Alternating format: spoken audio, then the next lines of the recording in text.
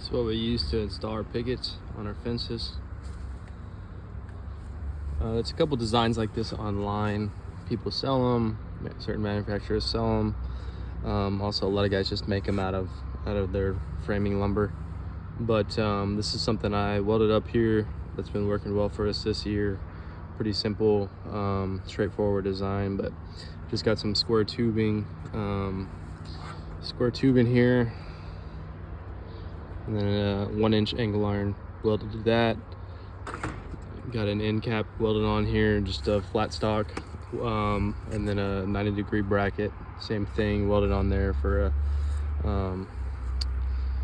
to hold our reveal block. We've got a screw in here so we can change this block out depending on how much reveal we want our fence pickets to have. So if we want say 6 inches of the picket to show from atop of the rail, we cut this block to 6 inches or whatever our measurement is, and we use that. We got just some makeshift pieces of picket screwed on here to hold it on to the top rail. And then here on this side, we've got some more tubing and just flat stock. And this side sits on the actual picket itself, from our starter picket. That starter picket is set to the height that we want our reveal to be, which is going to match the measurement of our block there. We just slide it on as we go. I'll be showing you guys some footage here, a couple different clips from different jobs of us using this thing.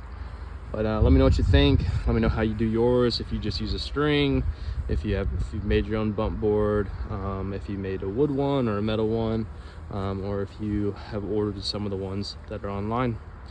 Let me know what you guys think. Thanks.